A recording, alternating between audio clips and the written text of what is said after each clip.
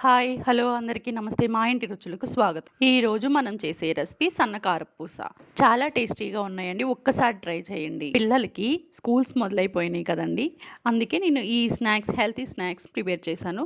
మీరు కూడా ఒక్కసారి ట్రై చేయండి. ప్రాసెస్‌లోకి వెళ్ళిపోదాం. నేను ఇక్కడ ఒక అర కేజీ శనగపిండి తీసుకున్నానండి. దాంట్లో ఈక్వల్‌గా పావు కిలోకి బియ్యం పిండి తీసుకోవాలి. ఇంకొక పావు కిలోకి రాగి పిండి తీసుకుని మొత్తం ఈవెన్‌గా 3 కలిసేలాగా కలుపుకోవాలి.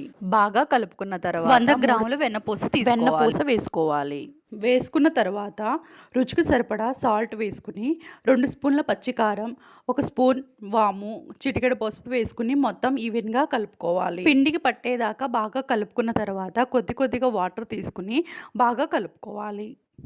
ఇలా వీడియోలో చూపించిన విధంగా బాగా ఒకసారి మొత్తం కలిసేలాగా కలుపుకోవాలి. రుచికి సరిపడా సాల్ట్ సరిపోయిందో లేదో ఒకసారి చెక్ చేసుకోండి. సరిపోకపోతే కొద్దిగా వేసుకుని ముద్దలాగా రెడీ చేసి పక్కన పెట్టేసేయండి. వెడల్పాటి బాండీ తీసుకుని డీప్ ఫ్రైకి సరిపడా ఆయిల్ తీసుకోవాలి. ఆయిల్ బాగా వేడయ్యేలోగా మనం సన్నకార పూస గిద్దల్లో ఈ పిండిని స్టఫ్ చేసుకుని ఇలా వీడియోలో చూపించిన విధంగా కారపూస వేసేసుకోవడమే. కదపకుండా ఒక 5 నిమిషాలు బాగా వేగనిచ్చి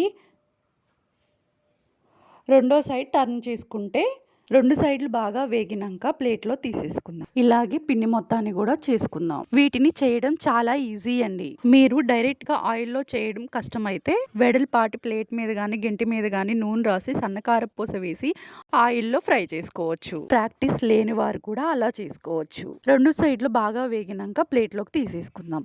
అంతేనండి, ఎంతో పర్ఫెక్ట్ అయిన సన్నకారపూస నేను ఇక్కడ 20 నిమిషాల్లో చేసేసాను. మొత్తం అన్ని ఈక్వల్గా చాలా క్రిస్పీగా చాలా బాగా వచ్చాయి. ఒక్కసారి ట్రై చేయండి. మీ పిల్లలు స్కూల్కి వెళ్తే ఇలా చేసి పెట్టండి, చాలా ఇష్టంగా తింటారు. నచ్చితే లైక్, షేర్, సబ్స్క్రైబ్